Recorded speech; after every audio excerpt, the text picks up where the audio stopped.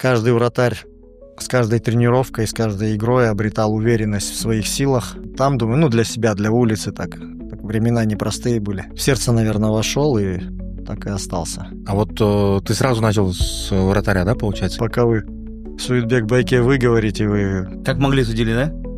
Или как хотели? Что-то надо менять, давайте вратаря поменяем. Потому что, вратарю уже вообще редко дают. Какие эмоции были в этот момент? Приятно, конечно. Вы чувствовали это максимальный комфорт, с которым взаимопонимание у вас было? Подающего убрать хладнокровно, любого. Чик. Он говорит, как он так дает? У него, говорит, передача, как у меня удар поворотом. Такого не было, что Дордой оставался без лидеров. Первый матч сборной. Как это было? Первая игра, первый гол, первая желтая карточка. Несите на шатырь, давайте воду. Очень тяжело было. Рвал и металл. Что за нападающий? Что вы Мутану не можете забить? Я выйду, забью. Прямо атмосфера сумасшедшая. Я вообще не сомневался, что мы на тот момент выйдем, да? Просто мы дома порой играем, как мы на выезде, да? Получал рубль, да? Угу. Я, говорит, залазил, там 2 рубля. Ждать ли нам династии Кашуба в Дордое вообще? И Закир Джалилов, и Василий Кононов, и Игорь Кудренко. Уровни, наверное, своей души, своего тела, счастья, да? Чтобы каждый человек был счастливым.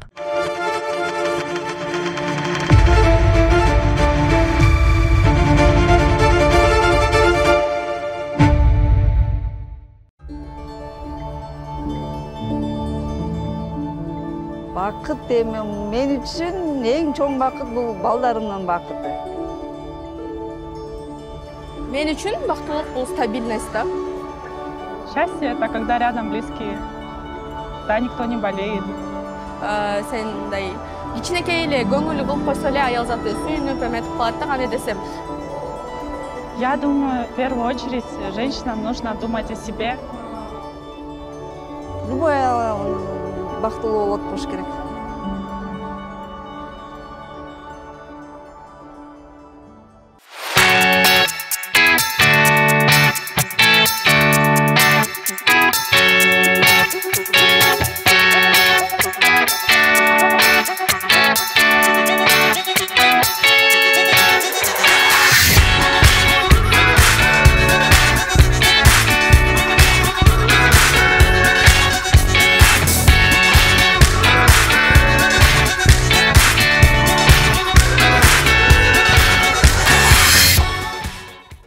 Всем ассаламу алейкум, друзья, здравствуйте, вы на Дордой ТВ, и это наш второй подкаст. Сегодня у нас очень душевный выпуск, я так думаю, потому что в гостях у нас сегодня с Тенгельбесом один из самых душевных людей нашего клуба, настоящая стена, наверное, человек с львиным сердцем, с громким голосом.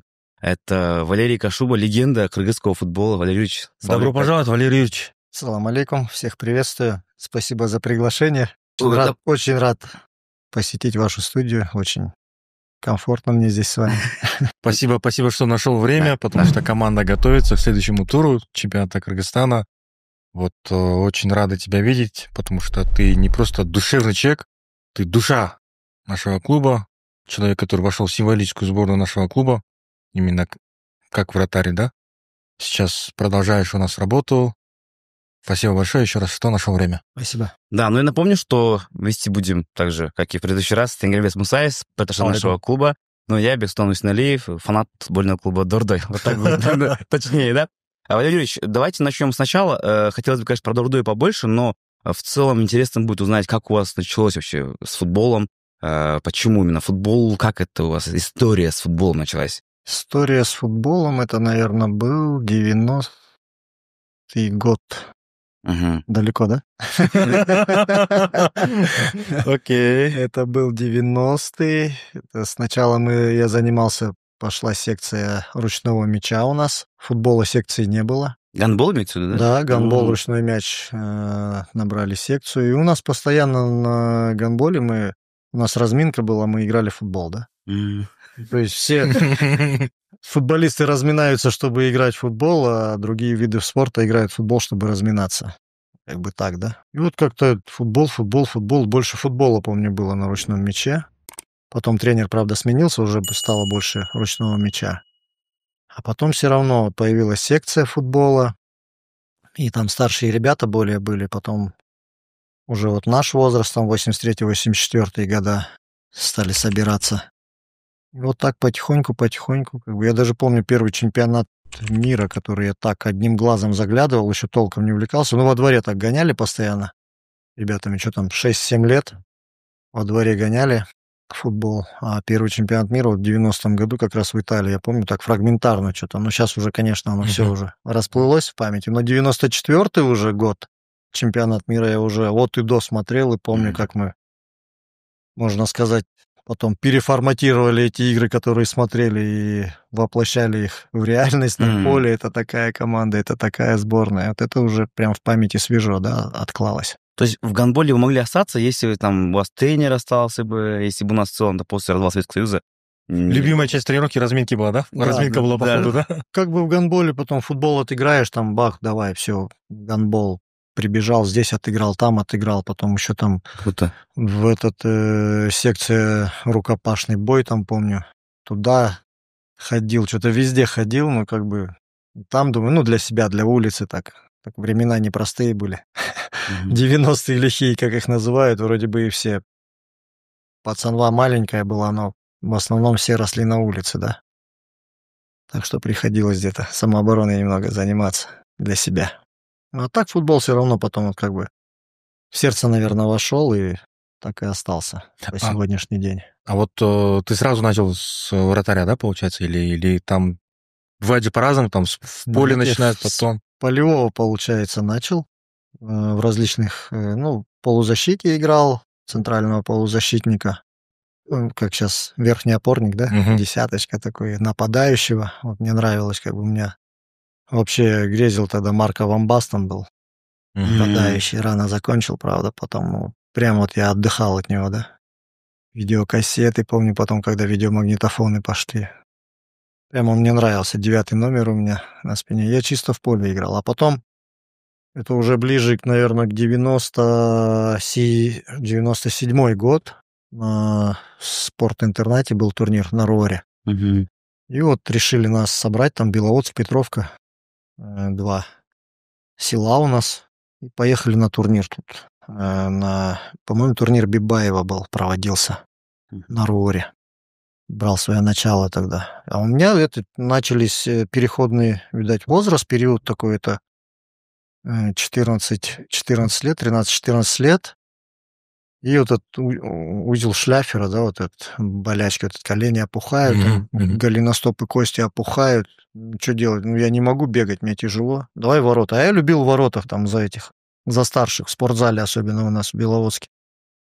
Давай, маленькие там ворота. И мне нравилось, как бы еще перчатки, помню, мне один парнишка давал кожаные свои зимние, я одевал, думаю, все, я Яшин. Так нравилось, да? И вот взяли на турнир вратарем. И мы выиграли, получается, там 1 место. Приехали сюда. Прям так. Потом спорт-интернат пошел, 97-й год. Я помню, 2-я четверть. Я уже перешел в спортшколу. Михаил Михайлович Тягусов. Прям постарался, чтобы у нас там был специализированный, как бы, секция футбола. Чинарбек Бишенбеков. Наш дорогой, можно сказать, и маму, и папу потом заменял там, когда мы жили. Оберегал нас все. Так создалась команда там вот именно РОР, потому что долгое время, ее, говорят, до этого не было. А потом вот создали команду и прям пошумели, да, в те года пошумели до 2002 года прям. И потом до высшей лиги добрались. Боеспособный такой коллектив смогли тренеры собрать. За что им благодарны. Шашин Рахимович Касенов как раз был директором, и он прям способствовал, чтобы футбол развивался, да.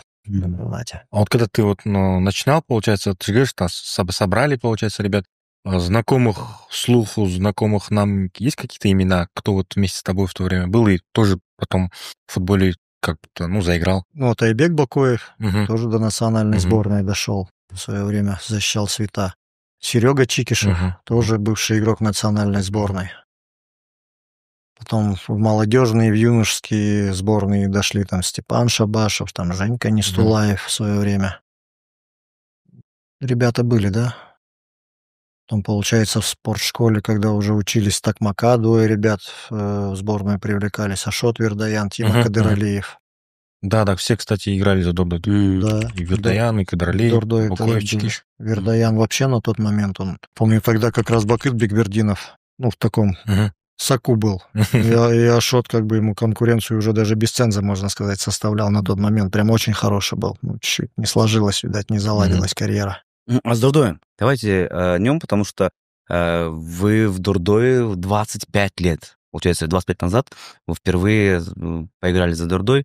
И вообще переход в этот клуб, как он состоялся, кто был инициатором. Расскажите об этом процессе в целом. Вам было 16 лет, это получается? Да, даже 15. Даже 15, да? Даже 15 лет, это получается, как бы там ввели ценз в высшей лиге.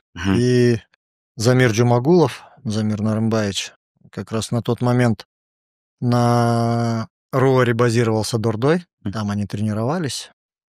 Он увидел, как бы маленький, щупленький мальчишка там в воротах все время кричит, что-то командует там. Я как бы с детства такой был, я даже в поле играл, я не мог равнодушно как бы относиться, кто-то там стоит, я постоянно в руководстве, таком. Эмоции где-то они преобладали всегда. И вот он говорит Ченербеку Агаю, давай он тут, да он не будет, он маленький, куда ты его, да давай, желание главное есть большое. Мне потом Ченербек Агай говорит, будешь с Дордоем тренироваться? Конечно, буду. Ничего не побоишься, не нормально. И как бы начал с ними потихоньку тренироваться. Они потом заявили меня за свой клуб. Помню, первая экипировка там с Дордой костюм, вот эти Адидас с полосками, лампасы. Одел я Дордой. На 2 размера больше нет? В Аламедине один. Нет, прям по размеру. В Аламедине один я там шиковал в нем. Вот так, можно сказать, благодаря Замиру Нарымбаевичу, потому что он поспособствовал, прям настоял, Ченербек Агай был против. Потому что мы первую лигу как бы играли. И вот, говорит, давай туда. А первый день, помнишь, первая тренировка в Дордой, ты приходишь с игроками Дордоя, и первый день, какой он был? Есть ли какие-то воспоминания об этом? Да я так и не вспомню, но я помню, за воротами всегда у Дордоя, наблюдал за вратарями, там, смотрел, как они тренируются, и здоровался с ними постоянно, когда они проходили, и как бы, когда на тренировку пришел, у меня такого не было, там, какого-то стеснения, еще что-то. Я еще умудрялся там кого-то там, того же Замир Нарымбаевича, я Зэм, там, Марлен Касымов, Маке, там. Мне потом объяснили, как бы, популярно. Это Марлен Байке, это Замир Байке, а я как бы на поле, не гнушался, да. Потом они сказали, на поле, братишка, как бы, разговору нет, да, потому что пока я выговорю, там Марлен Байке, подкаст, там, правее, левее, и уже забьют. Как бы и сейчас своим подопечным тоже объясняешь, ребят, это долго, там, пока вы там дядя Вова скажете, у нас уже момент проходит, там, пока вы Суетбек Байке выговорите, вам уже забьют. Быстро все это, и люди не должны обижаться как бы на это. Да, а вот в быту уже, да, там субординация, там, извините. Вот первый матч, какой у вас был, с кем против, помните сами, когда вы именно сыграли? Либо в основе, либо, может, на замену выше, я не знаю. Я помню, я говорю, у меня в памяти этот матч с Джаштика Калтыном мы. Там, в Карасу.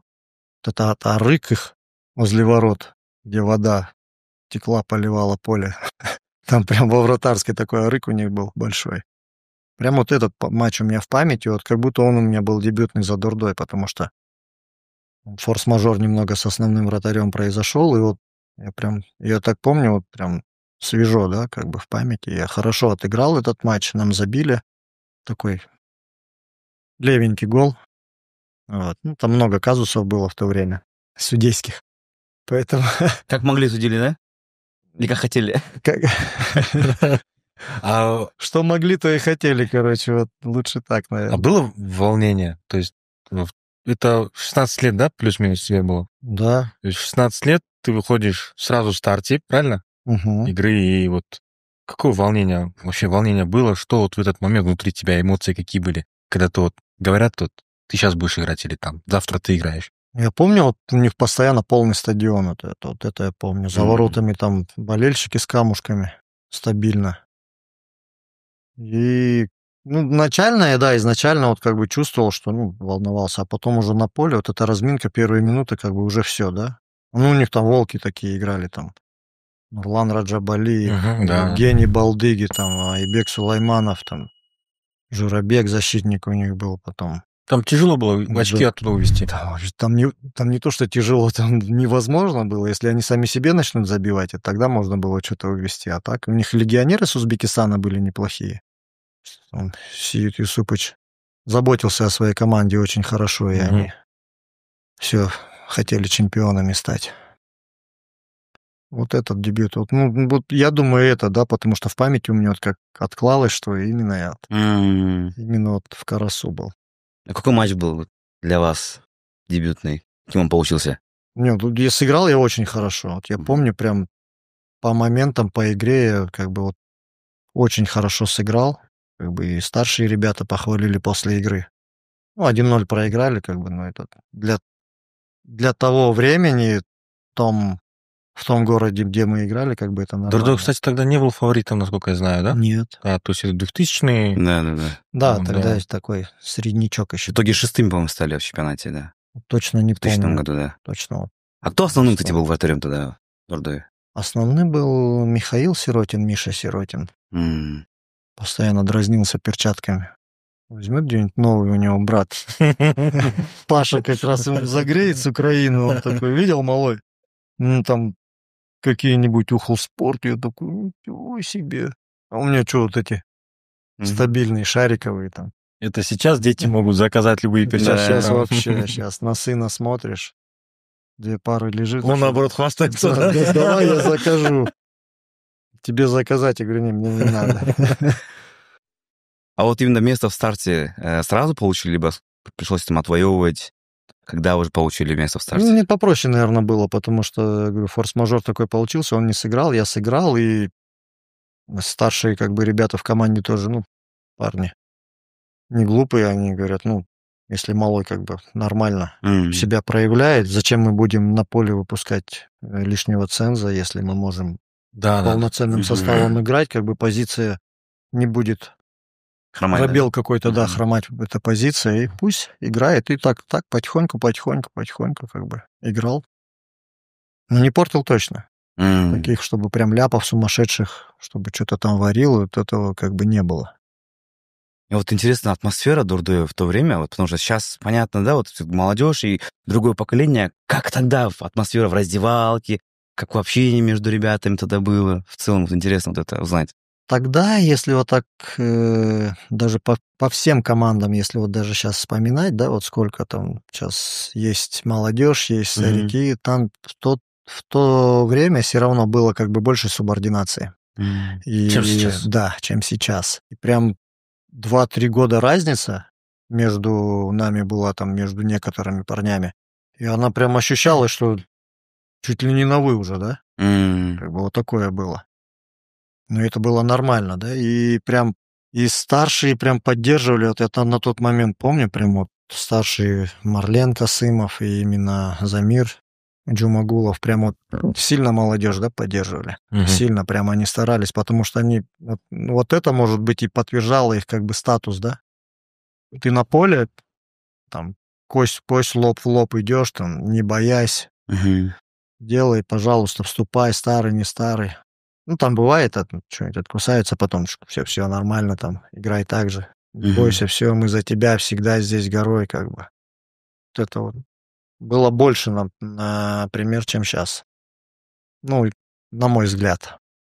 Потому что на тот момент, вроде бы сейчас смотришь, кому там 30, под 30, они на тот момент для меня казались уже, вообще просто глыбами, какими-то гигантами, там, чуть ли не дяденьки-дедушки уже, да? Да. Такое казалось. Намного взрослее, как бы, намного взрослее было то поколение старших, чем сейчас. Вот такое впечатление складывается, да. То есть вот такое сравнение. Дистанция была больше. Да.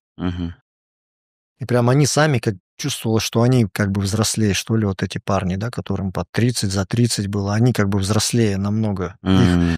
Их внутренняя вот эта энергетика чувствовалась, что они как действительно уже взрослые вожаки в команде вот такие.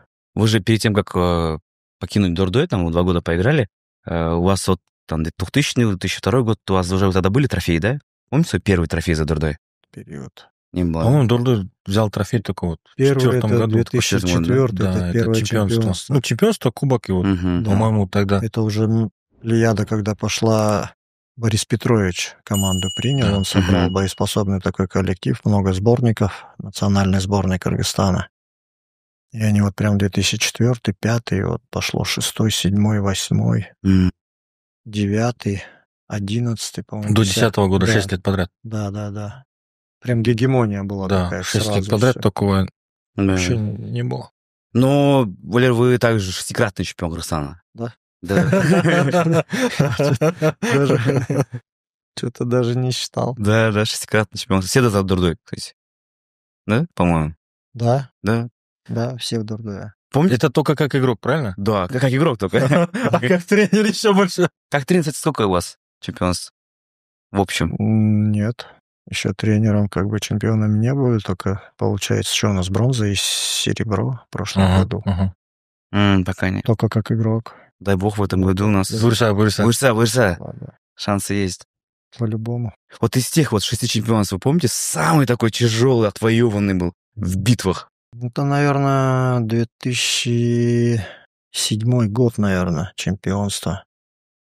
Это когда Абдышата под знамена свои собрала тех еще, прям плеяда футболистов была. Это Слава Амин, Закир Джалилов, Олег Халковский, Прянишников. Вот именно они уже создали костяк. И вот, по-моему, в пульке даже они вот уже все заявили, что ли. Вот такое, помню, пулька была из 4 команд. Ну, прям в золотом матче тогда, вот первый, наверное, золотой матч был, что мы выиграли в золотом матче, 1-0 Андрей Краснов забил. Тогда тяжелый был, тяжелое чемпионство, потому что до последнего. Что, вроде мы без золотых очков как бы выходили, с нуля начинали. То есть пулька, она с нуля начиналась. Да, мы вроде бы уже все чемпионы, опять пулька, и опять все с нуля, и, можно сказать, плей-офф. Еще потеряли, помню, в Карасу в ничью сыграли, но и они тоже где-то потеряли. И пришлось золотой матч как бы играть. Тяжелое чемпионство было. И потом они вас забрали, по-моему, да, Абдышата в следующем сезоне? Нет, в Абдышате я как таковой не был же. В 8 году, по-моему. Нет, там получилось как? Это в 2000, наверное, какой 2011, наверное, там год получался с Абдышатой. Я с ними тренировался, они меня вроде уже заявляли, и я в Казахстан уехал, как раз получилось. Или 2012 это был, или 2011 год. В Акбулак когда, да? Да, и вот я уехал туда, в первую лигу. Как раз Нимат Талибжаныч Закиров был тренером. Я ему сказал: Талибжаныч, такая ситуация. Ну и на тот момент они больше рассчитывали на Максима Агапова, потому что он свой, и плюс у них модель игры как бы была под вратаря, что он уже привык к этому, и они больше на него, я так думаю, рассчитывали. Думаю, не особо расстроились. Вот в 2007 году был Кубок президентов, АФК еще. То есть вот когда ты говоришь, что тяжелый год был чемпионства, Да. то еще была победа в Кубке президента АФК, где ты стал лучшим игроком турнира. Даже не вратарем турнира, а игроком. MVP турнира. Расскажи про этот турнир в целом, да, и почему, в чем стояло за вот именно эти залогом этого успеха нашей команды? Там получалась такая ситуация, я перед этим турниром не играл. Я помню, мы съездили на юг, а мы здесь неудачно начали чемпионат. Что-то так вообще буксовали. Там из последней с Абдышатой мы 1-1 сыграли на выезде в Канде на Центральном. Я помню, что-то подача какая-то пошла, я на выход. Хуршид Лутфулаев меня опережает, бах, 1-1, 1-0 вели, что-то чуть ли не в концовке. И все, и потом все собрались, поговорили, и они решили, большинством, давайте вратаря поменяем, что-то надо менять, давайте вратаря поменяем. Поменяли. Я немного подрастроился. Потом успокоился, думаю, ладно, как есть, так есть уже. И вот мы на юг съездили, там 9 из 9, по-моему, очков привезли. Оттуда сюда приехали, и как раз перед выездом в Пакистан, в Пакистане проводился как раз турнир, мы играли с Абдышатой на Центральном. И Владька Волков играл. Что-то мы 1-0 горели. Концовка, навал, они отбились. Владьке передачу назад. Он его обрабатывал и неудачно заживало, что ли, у него под стопой. Он упал, нападающий вытыкает в пустые ворота. 0-2, короче, ну и все. Матч закончился, можно сказать. Ну и в Пакистан приехали, Борис Петрович меня вызвал, говорит, как самочувствие, отдохнул, все нормально. Я говорю, да, все хорошо, если никто мешать, говорю, не будет руководить. Я готов. Ну и все, доверили место в составе, и потихоньку мы как бы туда приехали, помню, предыгровую тренировку, там где-то за полем тренировались, что-то такое, вот такое. Ну, легко, мы группу так прошли, у нас Непал был в группе. Еще были же в статусе действующих чемпионов. Тайпей был в группе. Еще кто-то, кто. В виде Бутана, что ли, что-то такое. Тайпей отгрузили Непалу 2-0. А потом, получается, первый полуфинал проходит, играет Ригар таджикский, и с этими... Так, они с Непалом, получается, играли, что Непал в финал попал. 1-0, Непал повел, 1-1, мы ждем, когда таджики додавят, ну, мы ждем, как бы, мы-то... Почему мы со Шри-Ланкой играем полуфинал, мы думаем, мы все уже, мы в порядке сейчас. Бах, 2-1, Непал на последних минутах у Ригара вырывает, выходит в финал, а мы играем, получается, на следующий день. Мы выходим со Шри-Ланкой, 1-0 ведем, думаю, ну, пошло. А потом не можем, и они как бы достойное сопротивление. И нападающий у них там такой веселый был. Они в конце первого тайма сравнивают со стандарта 1-1, и все. Основное время заканчивается дополнительно, и у них еще там полумоментики какие-то. И до серии пенальти дошло.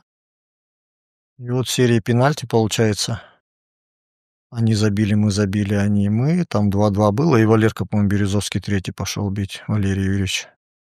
Подходит, бах, вратарь тянет. И все, и он... Тут же следующий удар я раз беру. Читал?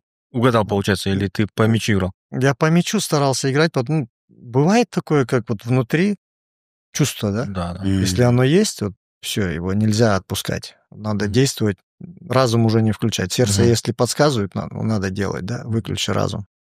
Думаю, буду до конца стоять. Он еще так разбегался и на паузе. Думаю, ну пауза, все, я стою. И он его раз и щекой рядом. Я чик, здесь. Взял. Потом они забили, мы забили.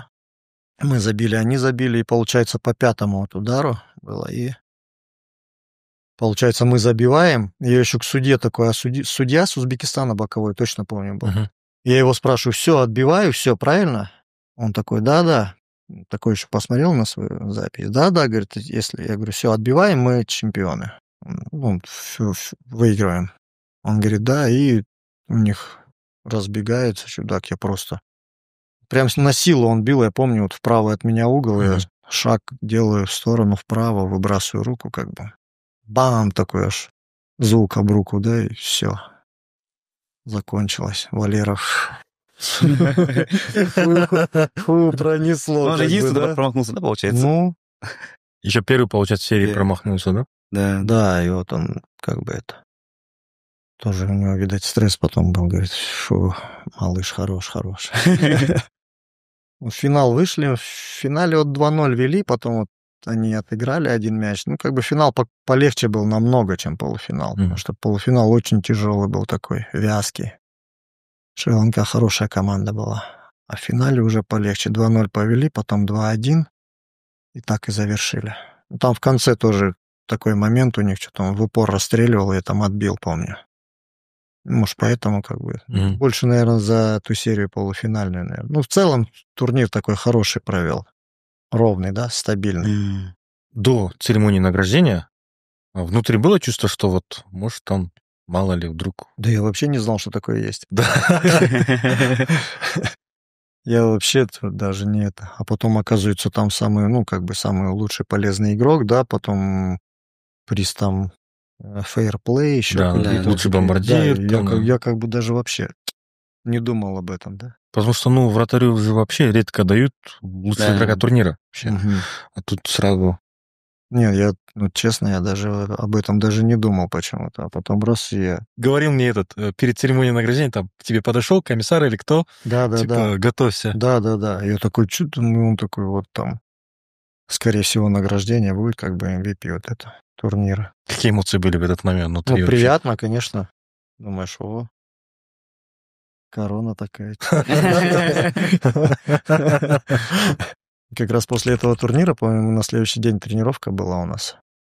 Дыр-дыр, и у меня вот внутри такое чувство, что-то неохота бывает же тренироваться, вот не хочу и все, думаю, Борис Петрович. Ну, эмоционально, наверное. Да, вот, видать, опустошение было. Борис Петровичу сказал, он говорит, да нет, там дыр-дыр, сейчас поиграем, все, ворота поперек поставим, я с вами. В конце концов, он сам ломается, там, ему в подкате хорошо его встретили. Там, по-моему, у него эта трещина была на части, ну, в районе щитка как раз. И, получается, я в каком-то эпизоде тоже отбивал мяч, и у меня раз плечо, связка, тоже порвался. И как раз накануне, помню, сборная с Иорданией потом играла. Нимат Талибжаныч, давай, я говорю, а я куда? Я с одним плечом, я говорю, я не могу. Как раз после турнира, помню. Ну, слава богу, что так удачно сыграли, выиграли. Как раз второй подряд. Мне вот интересно, все-таки вратарь такая позиция особенная, да, и которая много взаимодействует с игроками, и, наверное, с защитниками в первую очередь, да, с центральными защитниками. Вот с кем из защитников, которых вы играли, с которыми вы чувствовали там максимальный комфорт, с которым взаимопонимание у вас было? Ну, из центральных, наверное, защитников, но тут вообще в целом или именно... Вообще в целом. За всю карьеру. За всю карьеру, да. Сборная, в клубе, разницы нет. Ну, так по ощущениям, если как бы по спокойствию такому, что, говорю, Василий Юрьевич Кононов, он прям вот просто с ним, да, он на таком подсказе. Я не знаю, вот с ним рядом я еще, вот, говорю, это было как раз Владимир Михайлович меня взял в «Динамо». ЦАК «Динамо» было. Там я у них какой-то период времени тоже был, тоже как лимитчик, по-моему. Вот. И вот прям с ним, я помню, он только с Казахстана вернулся на тот момент, и вот он на таком подсказе, я говорю, ты подсказываешь еще. И он постоянно руководит, он постоянно разговаривает, у него подсказ просто, и он такой своевременный, громкий, как надо, лаконичный. Потом Сало Владимир Геннадьевич, с ним прям, ну, там вообще чрезмерное хладнокровие, да? Он мог и нападающего убрать хладнокровно, как бы любого. Чик. То есть он там последний игрок с мячом и на замахе там, да? Он просто, ну, у него 2 ноги рабочие еще.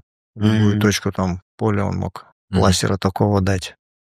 Ну, вот с ним спокойно. У него меньше подсказа было. Такой редкий, но четкий, да? Вот.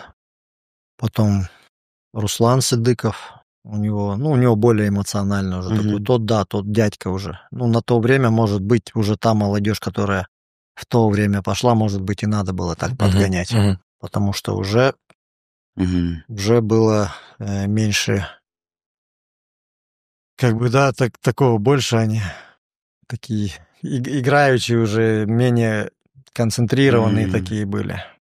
Уже надо было где-то подгонять. Ну, то есть где-то кнут, где-то пряник. Сейчас же мы говорим о каком-то эмоциональном состоянии, там, качествах игроков, да, там, подсказ и так далее.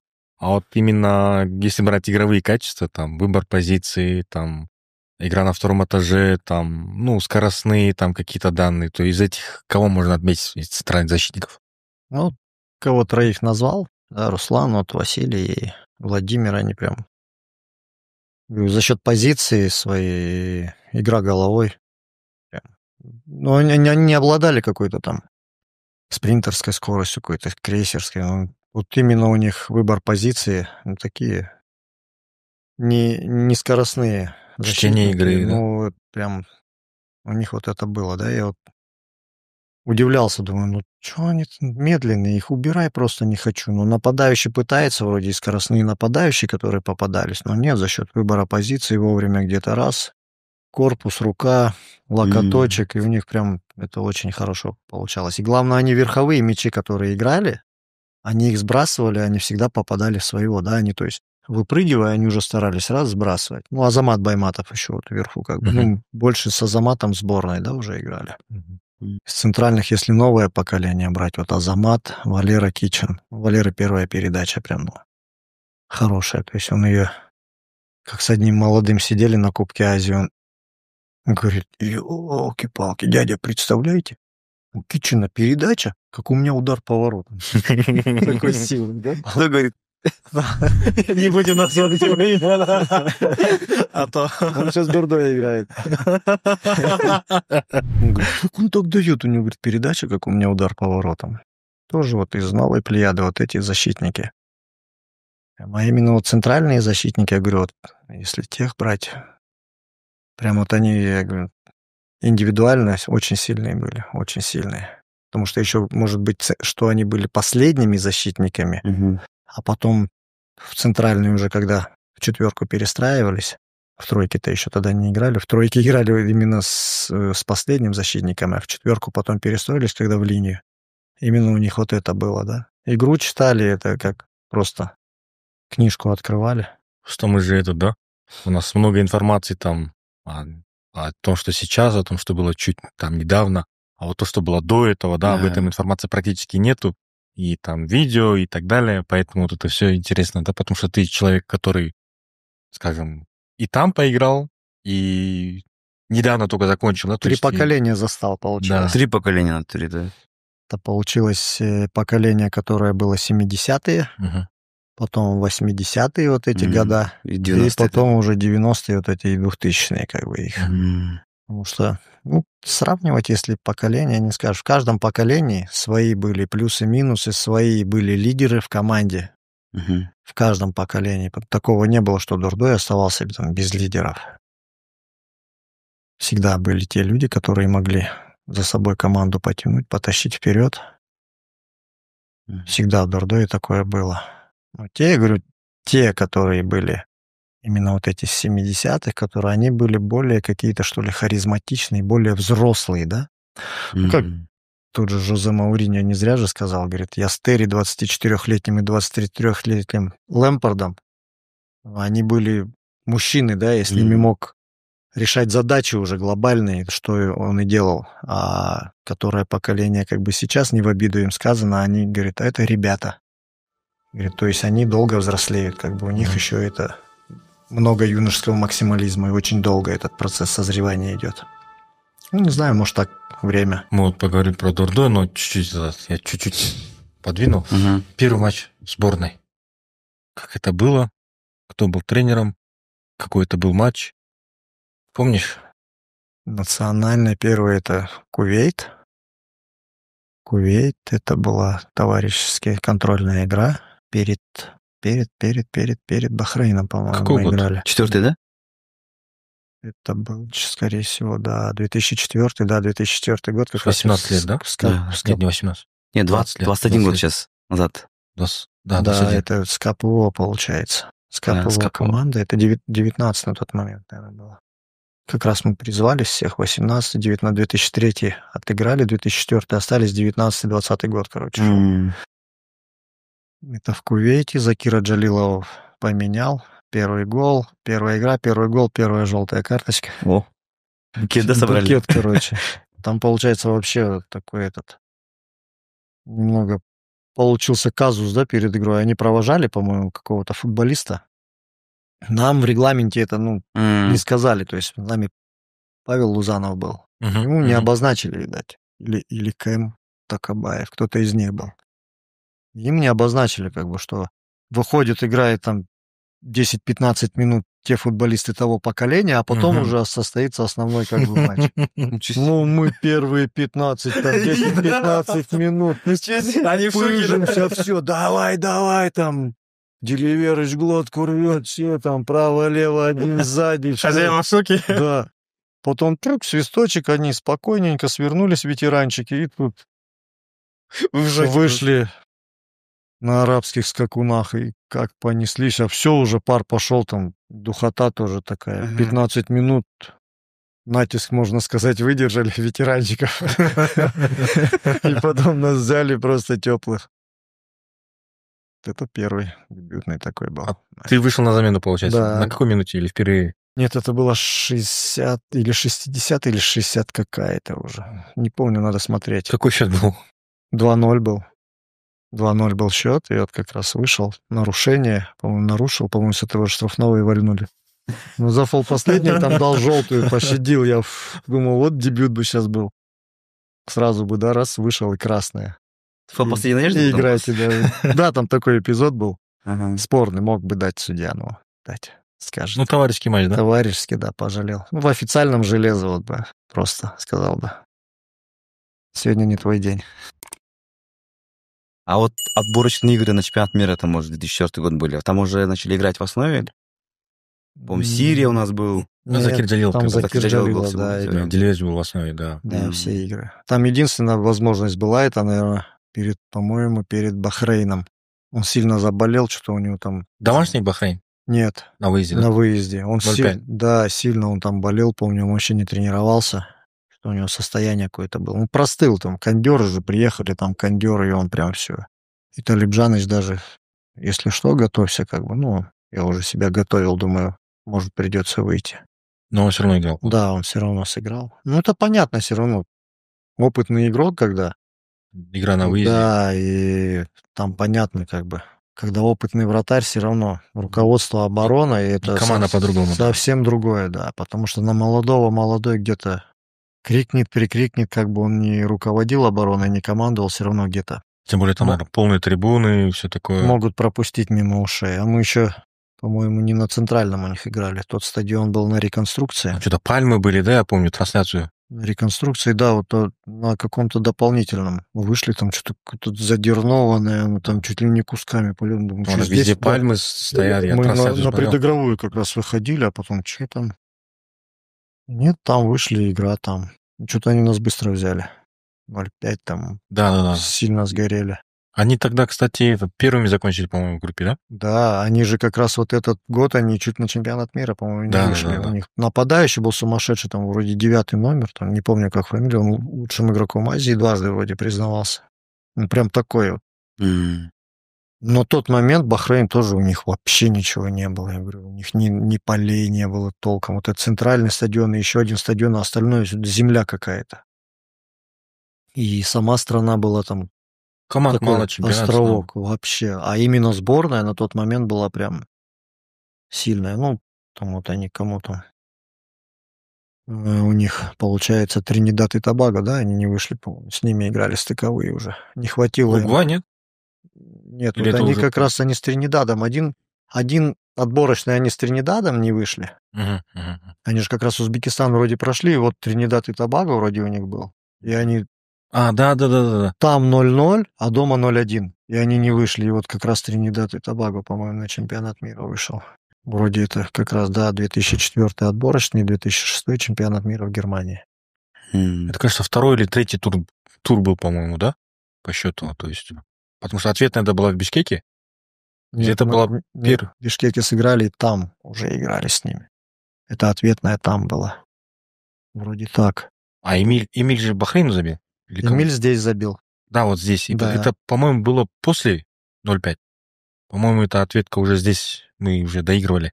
По-моему, первая в гостях, да, была. Что вот это мы, по-моему, здесь сыграли, а потом там ответка была у них. По-моему, наоборот. Ладно. Точно не Ладно. Не суть важна, конечно.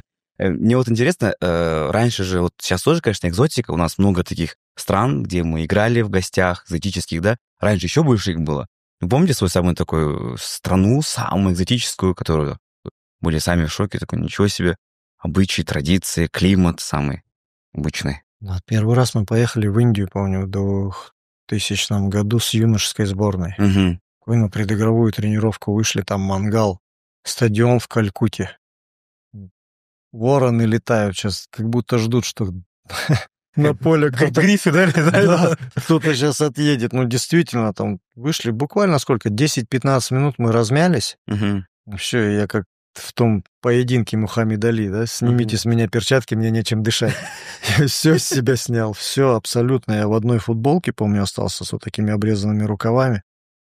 В этих в трексах. А мы приехали, что у нас, штаны, свитеры, вот здесь еще это. Нашивка такая для вратарей, типа, смягчала. Да, подушечки такие. Да, тут наплечники, тут на штанах тоже. Какое оно все через 10 минут, оно все водой наполнилось. Да тяжело. Быстрее снимать все, давайте. Несите на шатырь, давайте воду. Очень тяжело было. Прям вот климат, я тогда вот первый раз в Индии, когда очень тяжело. Ну, играли вечером, более-менее было, ну, тоже.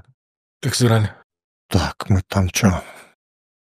Мы там проиграли. Таджикистану проиграли 0-2. С Бутаном 0-0, помню, сыграли. Там на последних минутах еще потащил, чуть Бутану не попали. Там Василий Семенович, помню. Чмырь Василий Семенович тренером был главным. Он рвал и металл. Что за нападающий? Че вы Бутану не можете забить? Я выйду, забью. 0-0 и Индии проиграли 0-3. Это как раз у них Ислам Ахмедов тренером был. Как раз у них вот эти... Сунил Четри у них как раз играл. 84-го года. Да. Вот как раз у них вот этот возраст был. 83-84. Вот Он до сих пор играет, кажется, да? Я закончил только недавно. Да? Недавно закончил. Что я вот потом его уже увидел, когда уже во взрослом. Такой вспоминаю, ну вот он там был точно. Четри он нам и забил, по-моему. И еще тогда посмотрел на такого более... Не на индуса, а как на корейца. Такой парень похож. А Загорелый корейец. Да, первый выезд, помню, у нас еще в Иран был, это с юношеской сборной. С Вагизовичем Мифтаховым. И, кстати, у него недавно, вот на днях, кассету взял, переписал ее. Сыну не хочу показывать, как играл. Говорит, когда ты мне покажешь? Я говорю, подожди, еще не переписал. Кажется, после этого выпуска как тебе подойдет, другую отговорку придумай. Скажет, давай, где видео? Рич, у вас была очень долгая, длинная карьера. Конечно, каждый там сезон отделять очень долго будет, но все-таки вот вы недавно завершили карьеру, можно сказать. Вот что все-таки стало причиной решения, когда вы поняли, что, ну, все? Получилось это в 22-м, если брать, году. У нас в 22-м году, получается, это вторая часть сезона. Это мы отыграли, по-моему, национальную сборную отыграли. Я уже играющим тренером был. Да, ты давно уже играющим был. Сергеич. И сборную пригласили. Закир Джалилов взял. Я был. Иржанчик основной, Токатаев и Калыс Акинмалиев. На сборах с нами еще Артем Пряткин был. Вот. Получается, мы втроем остались. Это как бы сборная уже, да, она такая лебединая песня, да, вот этот выход был. Ну, я благодарен тренерскому штабу прям за тот вызов, что... Вот тогда, да, долго в сборную не вызывался, там уже, призывалась молодежь, так приглашалась, как бы просматривалась. Ну, понятно, что на дальнейшее надо было готовить, да. А тут в сборную на тот момент вернулся, такое ощущение, как домой вернулся с какого-то вот долгого путешествия, да, такой прям атмосфера сумасшедшая. Я вообще не сомневался, что мы на тот момент выйдем, да, в следующий раунд, как бы попадем на Кубок Азии. Вообще даже вот ни капли сомнения там. Даже мы когда там ни шатка, ни валка играли с Сингапуром, вот внутри было все мы это. Когда поняли, имеется в виду? Вот мы отыграли один, получается, у нас Кубок АФК прошел. У меня там такая непроизводственная, такая немного была, да, можно сказать, бытовая. Долго сидела она, и я прооперировался, помню. И у меня немного дискомфорт пошел, мне пришлось повторно сделать. Ну, я начал тренироваться, чувствую, у меня боли, я не могу, мне плохо. А повторно, когда уже сделал, я вот после того момента, и вот у меня как отрезало, да. И я вообще не хотел. Я говорю, ну все, я не хочу. Я даже не хотел тренироваться. У меня такое ощущение, сейчас я переключусь. Единственное, было еще такое на следующий год сомнение, что куда дальше держать путь, как бы тренер вратарей или главным тренером, да, где себя искать, да. Ну, то есть это надо вначале выбирать дорогу, потому что, распыляться тяжело, да, как бы, чтобы концентрироваться на одном. И потом вот сезон 23-го мы как бы отработали, и уже я понял, что все, я как бы тренером вратарей останусь. Уже переключился, погрузился полностью в это. Ну, тот момент. Ну, переход вообще не было такого, что я закончил, что-то не доиграл, что-то не досказал. Да, там такое охота бывает, еще, да, когда еще в себе не убили игрока. Да, охота еще, депрессия, там, а чем заняться. И тут как бы вот плавно получилось все. Как бы и тренерскому штабу на тот момент Закир Джалилов, получается, пришел и говорит, все, давай, уже переключайся полностью как бы на тренерскую работу, давай, без играющего, без ничего конкретного. Все, как бы ему за это тоже спасибо. Пригласил свой штаб. И потом работа в сборной, получилось один отборочный цикл. Ну, тоже прям год поработали, тоже свой опыт с европейским тренерским штабом. Багаж долго, да, как бы собирал все равно, вот когда начали в сборной работать, там, и, получается, тренировки все записывал. Закир, что тренировки вратарей были полностью всех. Ну, уже именно по узкой специальности, по своему профилю. Каждая тренировка прошла, записал. Я на тот момент вообще не понимал, что это, для чего это. Ну, он там говорил, сегодня там скоростно-силовая работа, завтра по скоростям чуть-чуть. Ну, оно что, ты пришел, тебе дали, ты оттренировался, ты особо не вникаешь. А потом уже, когда закончил, уже записи листаешь, там смотришь, 2015 год, там, такое-то число, подготовка к матчу с Австралией. Ничего себе. Опа. Вот эти годы как бы сидел, писал, записывал, потом компоновал. Что искать где-то, что я буду в Ютубе лазить, еще где-то там посмотрел, там все, упражнения, все у тебя готовое. Просто можешь чуть-чуть под свой лад. У него как бы одна цель там он преследует. Тренер же каждую цель, задачи, какие он там на тренировку ставит для себя, там для своих подопечных. Просто немного переформатировал это, ну, и до сих пор как бы. Глянешь, переформатируешь и не паришься, думаю. И вот сейчас думаю, слава богу, да, что сидел и записывал, да, вот как бы хватило ума на тот момент. Единственное, я говорю, помню, первый сбор, я в Таиланде, мы поехали со сборной, я не писал. И как бы Дельверыч, он такой просмотровый, пристрелочный. Да, это получается, он зимой полетели когда. А вот уже следующий, все, я уже... Все. Прям сильно пригодилось, я говорю, вот этот багаж, да, я говорю, Закиру вот за это очень сильно благодарен, потому что он, как будущему тренеру, да, ну, я не понимал, что он меня как бы готовит в дальнейшем к тренерству, да. Вот. И как бы, видя мое отношение, вот это все к футболу, я как бы, что как будущему тренеру он мне просто дал, да, очень много. Как бы вот эти все знания, и вот эту всю детализацию, и плюс тренерский штаб вот попался Сергеевич Крестинин. Прям у Сергеевича тоже очень много полезной информации, потому что и они учились на тот момент, и мы и нас учили, да, и они росли, и мы вместе с ними, и прям вот такая химия на тот момент была сумасшедшая, как бы тем людям тоже. Но при этом к тренерству ты начал готовить себя же еще раньше, то есть тренерские курсы, там, да? Какой-то уровень, потом следующий уровень, это же было уже, это же началось не вчера, грубо говоря. Да. Вот первый, получается, это в 2016 году, лицензия D вводная, там, несколько дней, и потом сразу C отучился, потом дальше уже через 2 года B, потом еще через 2 года лицензия А, и помимо этого тоже вратарские левелы. Один сначала прошел, потом второй, и вот сейчас 3-й левел закончили. То есть до начала работы тренера, получается, там 6-7 лет было такой подготовительной работы, обучения. Да. Это классно, когда человек знает, когда он еще действующий игрок, кем он будет потом. А не чтобы закончить, потом кем я стану, бизнес, либо туда, либо сюда. Это очень круто. Это классный кейс для игроков, да? Чтобы они потом понимали, что будут делать дальше. Да, я говорю, я вот сейчас вот даже молодежь там, которая чуть-чуть за 20, я говорю, записывайте тренировку. Ну, мало ли, что через 10 лет будет. Вы просто посмотрите, опа, сегодня скоростно-силовая, завтра скорость, там, предыгровая игра, что делали после игры, день до матча, день после матча, там, сколько там недельный цикл, мезоциклы, эти микроциклы составляешь, все. Я говорю, ну, вот, как бы, этому всему у Закира всему как бы этому и научился, да. Ну, Мы, кстати, по сей день общаемся и как бы учишься до сих пор. Перед началом этого сезона КФС молодцы, они вот, по-моему, провели курсы вот среди действующих игроков, которые вот там через какое-то время там закончат, да, и там прям смотришь на ребят вроде бы, им еще играть, они еще в форме, но уже потихоньку там о завтрашнем дне, да? Да, лицензия С у них вроде сейчас прошла, Д и С сразу у них прям. Нынешние пишут, кстати, наши, записывают тренировки, наблюдали за этим? Ну, что-то не знаю, по-моему, так не сталкивался напрямую, чтобы кто-то что-то конспектировал. Ну, это, наверное, уже ближе к 30, там, за 30 уже. Человек сам, наверное, должен прийти к этому. Да, потому что мне уже было это 2015, 14, 30, за 30, да, 31 уже, и я потихоньку как бы.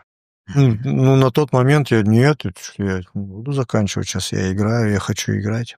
Ну, наверное, если бы не вот это, как бы такая мелкая операция, она, наверное, продолжила бы до сих пор. Ну, как... Ну, случилось так, как Бог случилось. дал, да, столько отмерил, на тебе, все, хватит. Давай, иди занимайся образованием и образовывай других. Дорогу молодым, да? Да. Это классно. Юрич, у нас вот такой вопрос. Мы вас, как все-таки игрока национальной сборной, много-много видели, да, фанаты в основном. Для вас какой момент самый такой запоминающийся в национальной сборной, который вспоминаете там с теплом, с трепетом? Который выделяется, наверное, на фоне да. всех остальных моментов. Наверное, это выход получается, на Кубок Азии первый, да, потому что такой получился, можно сказать, первый для страны и такой он триумфальный, да, и после этого он продолжился, потому что на тот момент, я говорю, сборная складывалась, ну, оно все шло, да, так прям поэтапно, постепенно. Хотя мы и отборочные, что-то у нас такая группа вообще дохлая попалась. Австралия. Нет, это после того же мы же продолжили, у нас Мьянма, Макао, Индия, и мы там вообще что-то не очень выступали с Мьянмой ничью. С Индией. С Индией там проиграли, а потом уже пришлось вот этот, когда здесь не состоялся матч с Мьянмой, играть в Корее. Угу. Как бы там он решил. Там, наверное, мы все уже выплеснули, все эмоции. Прям все, мы там, да. И потом Индию просто докатили дома.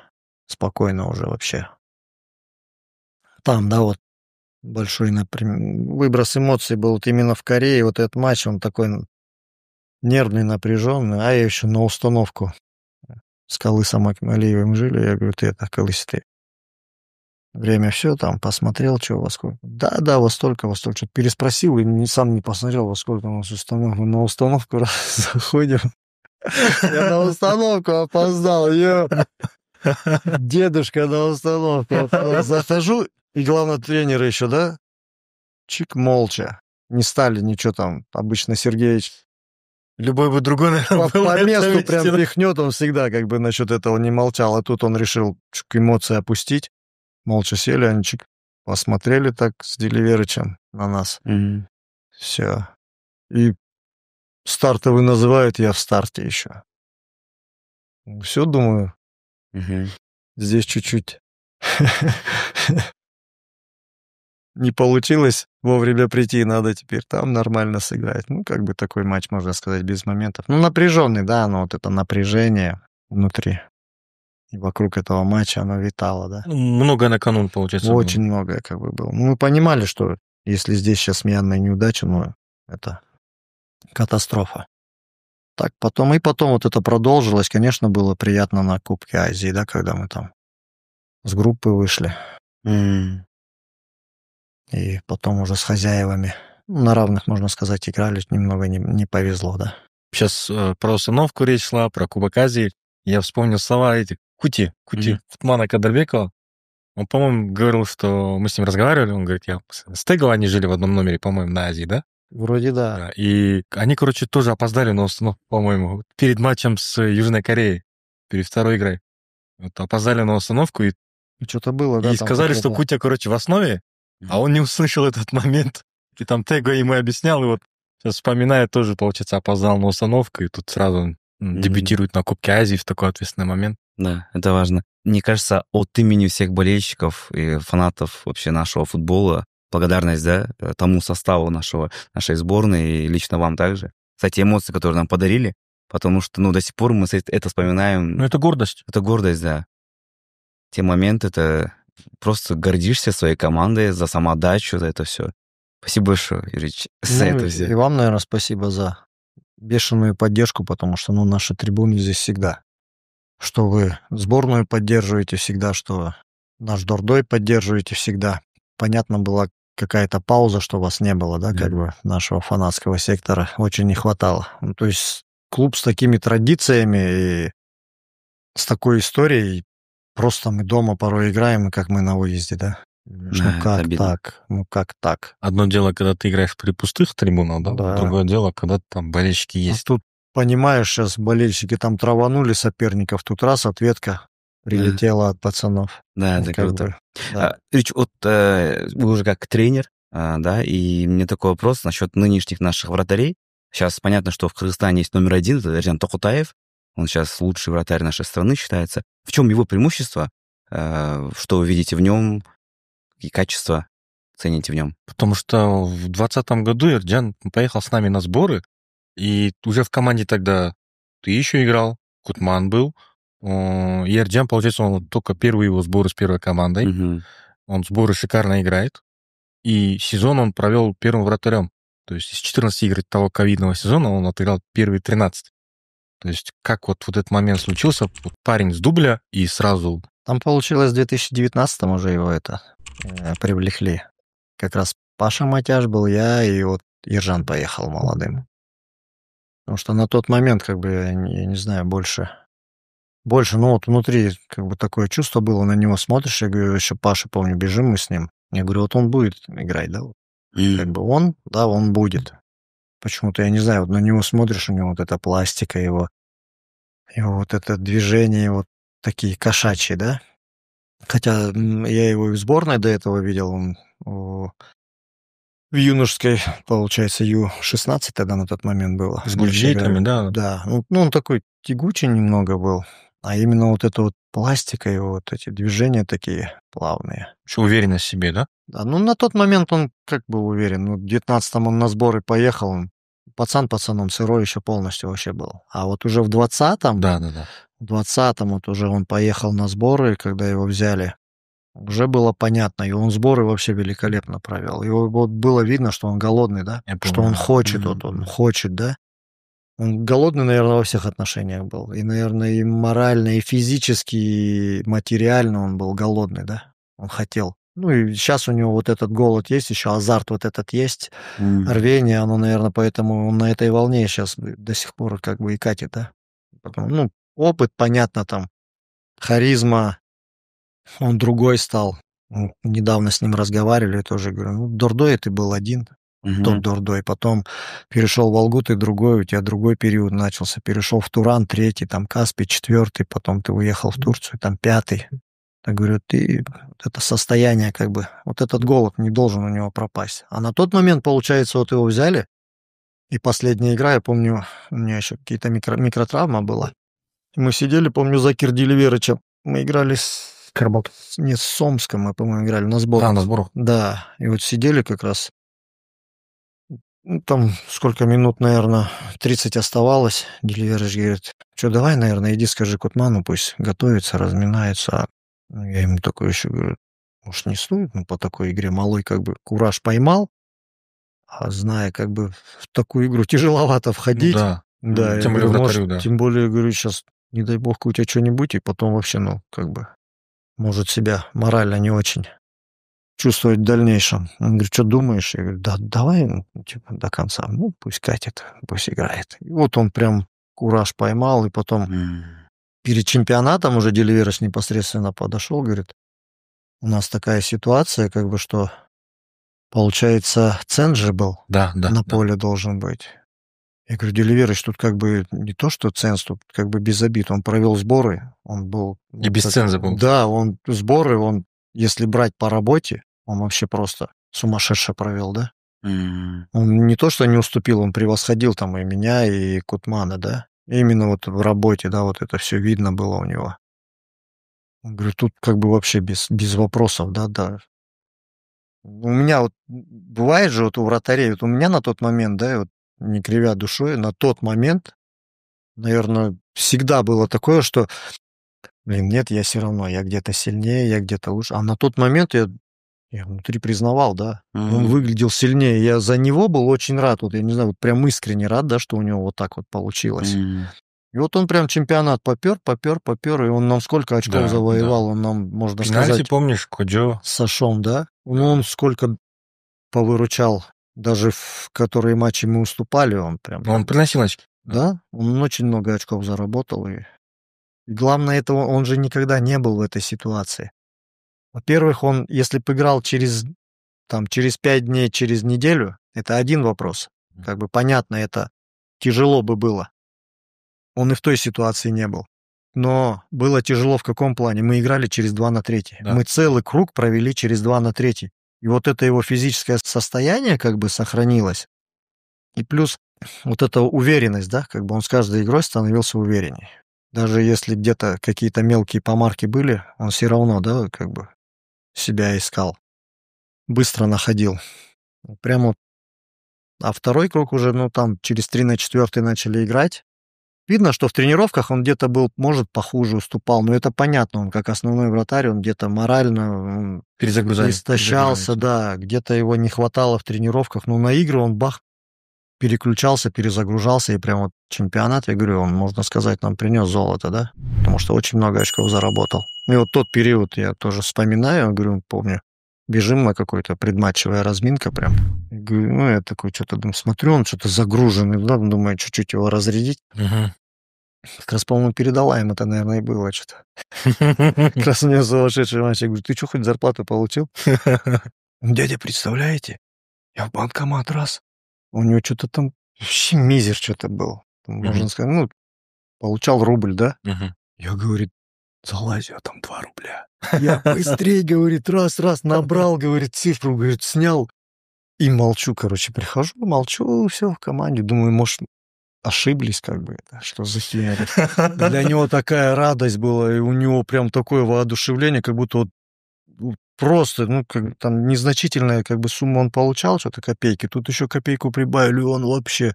Я говорю, ну, видишь, ты получил столько, заработал столько, тебе даже никакие контракты, ничего тебе дали. Вот, пожалуйста, зарабатывай каждую игру еще, и Всё так в и твоих пойдет, руках. конечно. Вот у него, говорю, голод во всех отношениях был. М. И вот он потихоньку и добрался сейчас в национальной сборной, основной вратарь. Ну, еще ему надо как бы увеличивать. Ну, ему всего Да, 24, 25 будет тут. да, вот эту вот стабильность ему приобрести, прям, когда начнет стабильно, вот это состояние стабильности у него обретется, он еще сильнее, он еще больше вырастет, да. Про Дордой хотел, да, у нас тоже есть вратарь, очень крутой, основной наш, Хурманбек Ламбеков. Ныне вот... Тьфу-тьфу-тьфу. Да, не дай бог, не сглазить. Классно вообще проводит турнир сейчас, да? Вообще, как вы его оцениваете в целом, и какие у вас требования к нему, как тренер вратарей? Просто, получается, судя по этим 4 играм, Да. он на данный момент основной игрок. И, ну, раньше такого не было. Там у него конкуренция была, раньше он и меньше игр проводил. Да. Сейчас он проводит сезон в качестве основного, и, в принципе, наверное, там оправдывает доверие, да? Парню всего 21 год только исполнился, клубный воспитанник, и вот уже показывает такую игру, да, вот. Если брать, наверное, надо брать это прошлый сезон, да? Когда получалось так, что я со сборной вернулся, и у нас был Султан Чомоев, был Артем Пряткин и Курик был, да? Нурланбеков. Получалось так, что акцент ставился на Чомоева и Пряткина. Ну, то есть Курик, он и в сборной, да, он и в сборной всегда был вторым, третьим номером, всегда второй, третий номер, как бы. И он, можно сказать, или свыкся с этим уже, что у него... Да, я второй, третий. Позапрошлый даже год, если 23-й брать, но он вообще просто он на голову был ниже того же Султана Чумоева, Артема Пряткина, там просто небо и земля, да? То вот, когда я пришел летом прошлого года, это получалось, что мы играли кубок сразу. Ну, я сразу тогда и Артему сказал, и потом он говорил, Артем, как бы тут без обид. Я приходил и говорил, что акцент на Султана, да, думал. Кубок сыграли, и что-то такое, смотрю, у Султанчика состояние немного непонятное, да, нестабильное какое-то. Не то, что там мы проиграли, и там гол, там, его вина в чем-то, нет. Именно вот это вот смотришь, не то что-то. Все, в чемпионате Артему дали, и как бы одна игра на 0, вторая, третья, ну, зачем менять что-то? Да, зачем что хорошо работает. Да, конечно. Я им сразу сказал, если такое будет, что вратарь играет, ну пусть играет. Вратарь, он доказывает играми. Да. Тренировки он может. Я говорю, как и Иржан в 2020 году. Он был где-то слабее, выглядел на тренировках. Уже не то состояние, может быть, было голода на тренировках. Но в играх вратарь, он доказывает своей игрой, что он достоин первого номера. Но Артем играл, и потом какой-то, получается, это уже, наверное, концовка сезона, когда Курик сыграл, Курманбек 6 игр сыграл, это вот Артем со сборной приехал, Курика как раз не вызывали. И вот смотрю, такое, да, или усталость, или накопление, что сборная, клуб, игры. Эмоциональное. Да, и вот какой смотрю, он выгоревший. Я говорю, Тём, что это такое? Я говорю, что-то, говорит, выспаться не могу. Говорит, постоянно что-то вот такое состояние. Говорит, ну, я его понял как бы. Я говорю, тогда, говорю, это Курику доверим. Как бы место. Потому что смотрю, что-то ты не очень себя чувствуешь. Ну, сыграл одну, неплохо, потом с талантом он прям подтащил, помню, нас хорошо. Такие стабильные игры выдал. А в этом, получается, уже межсезонье. Он как бы уже рассматривали Артему. А Султан ушел в Абдешату еще в прошлом году. Летом, да. Да, но он попросился, он же говорит, я себя здесь не вижу. Я говорю, ну я тебя не могу держать. Султан сам, получается, поднял эту тему. Да, мы разговаривали с ним, я говорю, Султан, я тебя не могу держать. Если ты уже надумал, потом, чтобы такого не было, я тебе там испортил, перекрыл кислород, еще не отпустил. Говорю, вопросов нет, решай как бы дела с руководством. Ну и руководство поняло его, потому что они тоже понимают смысл нам держать игрока, который уже не здесь, ни душой, ни телом, да, как говорится.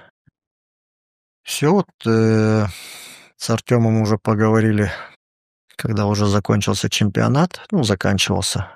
Он говорит, я до конца декабря пока не могу вам ответ дать. Я говорю, я как бы столько не могу ждать, мне надо комплектоваться. Он говорит, я или уехал, или здесь в другом клубе тоже варианты у меня есть. Но я всегда, вот если честно, да, я вот только с ними, когда пересекся, это вот за Кирдиливерычем мы начали работать в его штабе, когда он позвал. Я им всегда говорил, я говорю, вы должны играть, все играть. То есть вы постоянно втроем вместе вот это варитесь, вот это ваша конкуренция, да, и под вами никто не растет. Да. Я говорю, вам надо играть. И вот как бы в этом году я, можно сказать, все трое играют. Рад, да, видеть, что Султан играет, Артем играет, Курманбек играет, и прям радостно, да, что у нас и у сборной для этого варианты есть выбора у тренеров сборной. Да. Все вратари играющие, можно сказать, они постоянно в игровом тонусе, игровая практика есть, и поэтому у тренеров тоже... Приятная головная боль, да? Да, приятная головная боль. Есть с кого выбирать, что уже понятно. Все в игровом тонусе, по крайней мере, а там уже тактические, технические моменты там какие-то, это уже на тренерский выбор, да? Но есть с кого выбирать. И вот, получается, Курманбек у нас остались, Адилет Абдыраимов. Он на сборах с нами не был, со сборной молодежной готовились они. Вот вариант был у нас там Бектур был, Сагерналеев. С Дублина. Да, и Байзак. Бектурулу Байзак. Байзак Бектурулу, да? Бектурулу Байзак. Бектурулу Байзак. Да. Извиняюсь, Байзак. Вот. А кроме... Сори, что перебиваю. Наверное, в межсезонье еще там, я знаю, вот Коблаха, по-моему, да, предлагали вариант. Тенгельбес, вот да. Не поверишь, да? Просто вот как тренером только мы утвердились, как бы, что штаб утвердили, все, и пошло написывание. Телеграм, Инстаграм, Ватсап. Возьмите того, этого, вот этого, и там и с Украины, и с России, и вратаря сборной Азербайджана даже тоже предлагали, как бы. Не знаю. В Дурдосе. Пусть не обижаются наши легионеры-вратари, но вот мне, как тренеру вратарей, хочется, чтобы у нас в клубах как бы много играло наших. Да и в Дурдое всегда, почти всегда. Да, и в Дурдое были свои в основном. Практически не было легионеров никогда. Там Там были по такие пальцам можно периоды, которые... И то они не играли много, эти вратари. Помню, Женька Харисов приезжал, какой-то период времени побыл, и Бачуки Парулова. Да. И все больше вроде никого. В недавнем там Мухаммад, Абдулкарим, да. потом Бекджан Токтарбай, они там по полсезона. Да. Я говорю, фрагментарные такие моменты, что прям стабильного вратаря-легионера не было. Как бы, когда свои, тем более воспитанники клуба, вообще приятно, да? Можно сказать, Курманбек своей работой, да, он как бы завоевал место в составе, да, потому что, последний, можно сказать, год он, точно не уступал ни Артему, ни Султану. Но ему надо еще больше уверенности в себе приобретать. То есть вот это его постоянное, что он был вторым-третьим, чтобы он это уже отпустил, чтобы он понял, что он на него рассчитывают, что он сейчас номер один на данный момент. Что он не то, что на себя какой-то груз ответственности вешал, а наоборот, чтобы он раскрепощал себя. Чтобы он понимал, что ему доверяют, на него рассчитывают, у него есть какой-то кредит доверия. Поэтому... Потому что, возраст всего 21, и при всем как бы этом, это, достаточно молодой возраст, тем более для вратаря, да, и вот это эмоционально, чтобы, скажем, в правильное русло там направить, там, удержать вот этот там... Когда даже в том году вот он сыграл, хорошо сыграл, на 0 сыграл, потом не проиграли мы игру, сыграл, и вот такое ощущение, на него смотришь, он как будто ждет, сейчас заменят. Сейчас следующую игру не дадут. Я же не основной, еще следующую не дадут. Поговорили с ним, я говорю, ты пойми, я Артему то же самое, Султану говорил, если ты играешь, ты игрой доказываешь, ты доказываешь игрой. Соответственно, ты должен выглядеть на тренировках, не то, что там лопату кинул и все. Нет, ты доказываешь на тренировках, но ты можешь где-то выглядеть слабее на тренировках, как бывают такие моменты. Но игрой ты должен доказывать. Вот он. Матч с Абдышатой, там вообще последние минуты, по-моему, сейф не то что тура, а может быть и сезона. Еще надо улучшаться, да, я говорю, вот проводил разборы, там непосредственно, не то, что там на Росстат ссылаешься, еще на какие-то эти, а именно свой там критерий разбора делал, то, что вратарь там из 10 10 оценку получил, нет. 8,1, 8,3, все равно свои вот эти детальные, которые моменты, может, они, зрителям не видны, там, игрокам не видны, там, тренерам не видны, но тренеру вратарей, как бы и вратарям они все равно видны. Под другим углом. Да, уже ты смотришь другие детали, о чем говорили, о чем договаривались, что мы делаем непосредственно.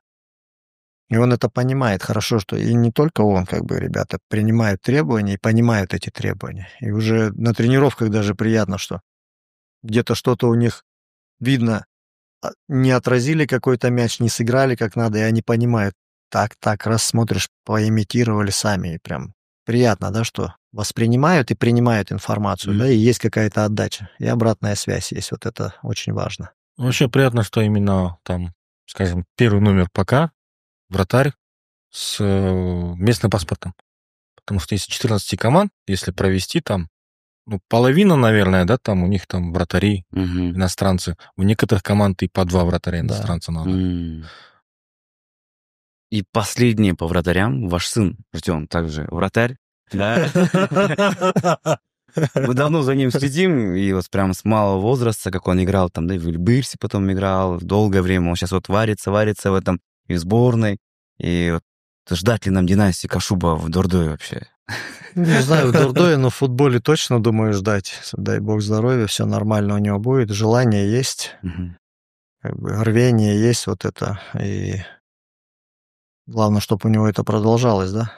Дальше вот это желание, чтобы оно не материализовывалось у него мысленно, а, я имею в виду, на материальное меньше переходило, а именно, чтобы вот любовь была к футболу. То есть ты будешь отдавать своему любимому делу, дело тебе по-любому, тебе вернется это все.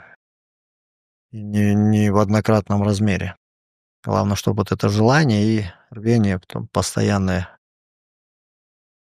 как оно, безвозмездное, да, не то, что ты надо потренироваться, сыграл, мне же отдастся. Нет, вот именно вот, чтобы с душой он отдавался своему делу, тогда все получится, думаю. Сейчас тренируются, в сборной у них Ю-15. Они там, с собой иногда его беру на тренировки, чтобы не скучно было.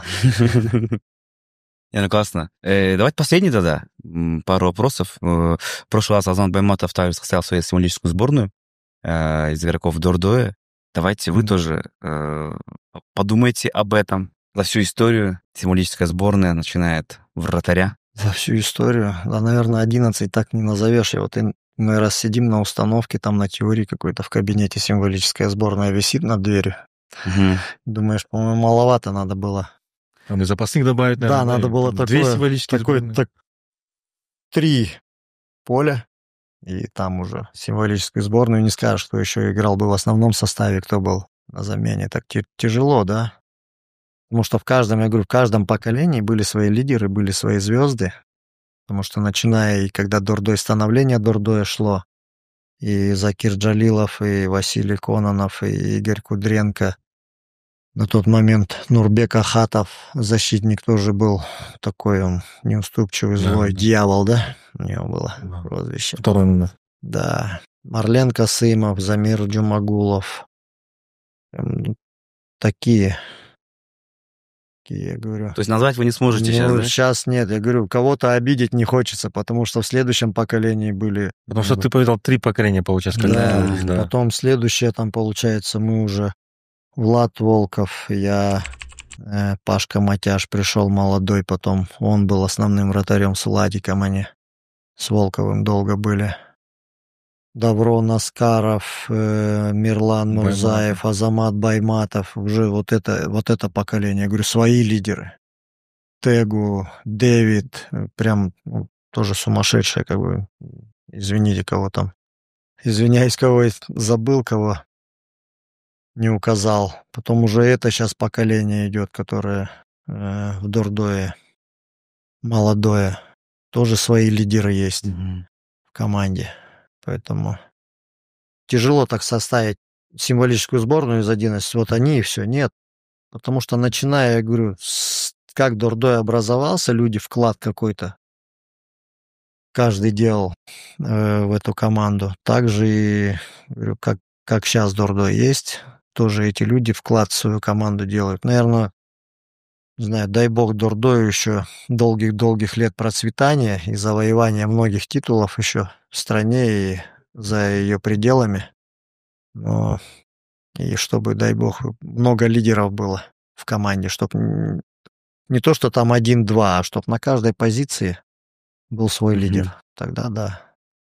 Ну, окей. Не команда, извиняюсь, не команда звезд, а звездная команда, чтобы была. Вот это будет лучше. Ну хорошо, но эти люди вряд ли обидятся. Давайте это выявим. Да, вряд ли эти люди обидятся, да? Давайте мы выявим лучшего вратаря в истории футбола. По вашему мнению, я буду вопрос задавать, вы отвечаете.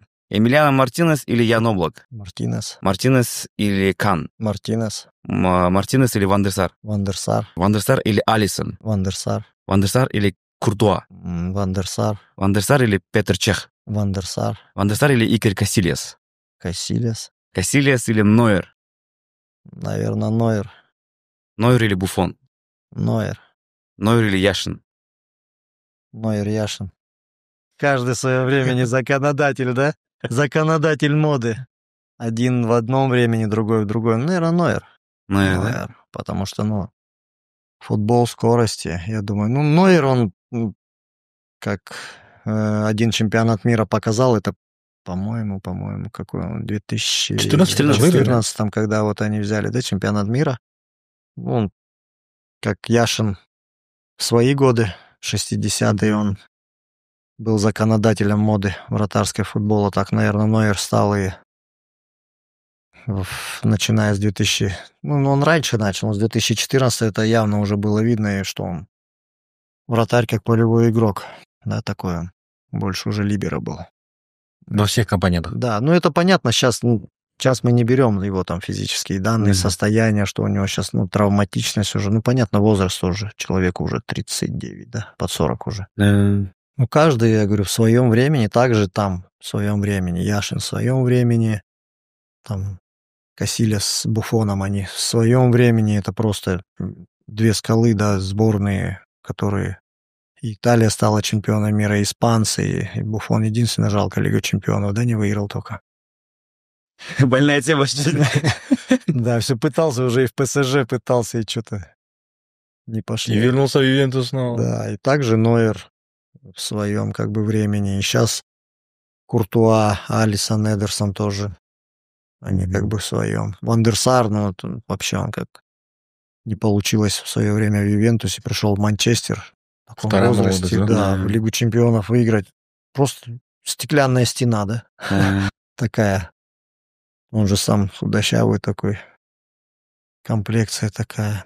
Нескладная какая-то ловля, техника, игра ногами, принятие решений просто сумасшедшее, да, у него было. Я восхищался, когда он вернулся там, в Манчестер пришел, вернулся в футбол, можно сказать, второй раз.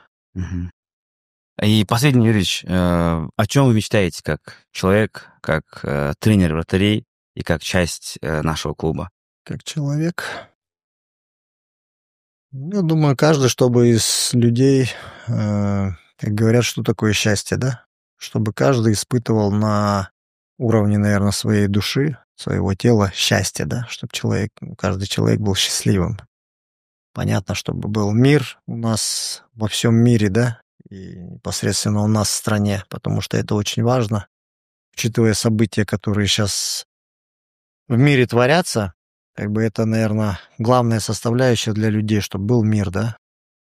И как тренер вратарей, наверное, я желаю каждому вратарю побольше сухих матчей, чтобы каждый вратарь с каждой тренировкой, с каждой игрой обретал уверенность в своих силах, чтобы росли вратари, и в частности у нас в стране, чтобы наша как бы школа вратарей росла, и чтобы вратари играли в нашем чемпионате непосредственно, чтобы у нас, я не говорю, что я против легионеров вратарей, но чтобы на первых ролях были наши вратари, чтобы тренеры сборной в хорошем плане, в смысле, ломали голову, кого вызывать в сборную, начиная от юношеской, заканчивая национальной. Ну и, наверное, себе тоже как бы пожелаю, чтобы мог сделать так, чтобы люди, вратари, могли взять для себя как бы много хорошего и полезного, да, той информации, которая дается. То есть, как говорят, нельзя научить, можно научиться. Мгм. Поэтому сколько по мере возможности они способны брать, чтобы научиться и стать лучше, я буду только за них рад и счастлив, да. Вот это, наверное. Ну, Ну и вам, спасибо. конечно, чтобы всегда вы были в Дордое, поддерживали Дордое, болели за Дордое. Я знаю, от Энгельбеса Да, львиная доля, что у нас снова фанаты Да. появились. Ну, можно сказать, вернулись, да? Не появились, они были. да. Ну, просто вас много, но вы были разрознены. А сейчас как бы вы вместе, и команда это ощущает и чувствует, и прям эмоционально это очень чувствуется, да, энергетика. Пусть нас не так много сейчас Да. на данный момент, но чтобы... В каждом клубе, вот я смотрю, Алая прям тоже там ультрас свой. И Алгу поддерживают, приходят. Понятно, там близкие люди, там родные. Ну, я желаю, чтобы действительно в каждом клубе вот были свои фанаты, и помимо этого приходили болельщики на трибуну, чтобы у нас, дай бог, сейчас стадионы все достроят, чтобы были полные стадионы. Чтобы мы действительно испытывали вот эту атмосферу футбольную, вот это футбольное счастье, футбольный бум, да? Футбольных болельщиков? Да, чтобы народ приходил, смотрел на наш чемпионат, и чтобы наша молодежь не... Ну, понятно, у кого-то свои кумиры с телевизора есть, какие-то звезды, но сейчас видно, да, что у нас идет прогресс и бум такой футбольный. Именно когда сборная первый раз попала на Кубок Азии с того еще времени, что уже играют Да. во дворе мальчишки своих звезд, да, местных наших, Да. футбольных. Поэтому вот это, наверное, чтобы у нас развивалась страна и в футбольном плане, и в спортивном в общем, чтобы все было хорошо. Чтобы народ приходил, болел за любую спортивную дисциплину, и в частности, ну, тоже футбол непосредственно, и забывал про какие-то свои мелкие и большие проблемы, чтобы именно здесь какую-то отдушину получал. Ну, всем здравия, конечно, желаю. Ну что, все? Спасибо большое. Как мы обещали, получилось очень душевно. Вам спасибо, дядя Валер, за такую беседу, за то, что время уделили нам. Огромное спасибо за вашу карьеру. В целом, было просто так приятно за вами наблюдать. Такой экскурс, да? Да. Прошлое вообще, Да. как будто там своими глазами уже там побывал. Вообще, человек 3 поколения повидал, поиграл. Уникальный человек. Спасибо за все. Спасибо, легенда. Вам Да. спасибо за приглашение. Вы чемпионство в этом году, дай бог. Дай бог, дай бог. Все для этого есть, в принципе. Хорошая команда, сплоченный такой коллектив. Ну и как бы туры первые показывают, что сейчас команда, идущая на первом месте, что на последнем месте, а разницы, можно сказать, никакой. Да, интрига в каждом да, матче. в каждом матче. То есть борьба идет там не на жизнь, а на смерть. В один гол, да, иногда, большинство матчей ничья. И сейчас мы видим, что и такая заруба, что в каждом матче красная карточка выиграется. Каждый матч непредсказуемый. Да. Действительно не знаешь, кто выиграет. Нету прям явного фаворита, что сказать, вот там, они последние, эти первые, нет. Это классно. До последнего тура, наверное, будет интрига. Ну, дай бог, чтобы так было, конечно. Поэтому, друзья, подписывайтесь на нас, ставьте лайки, колокольчики, поддержите наш канал. С вами сегодня были также Тенгербес Мусаев, Бекстон Усналиев, ну и наш гость — это Валерий Кашуба, легенда кыргызского футбола. Всем пока. Вам спасибо. Спасибо.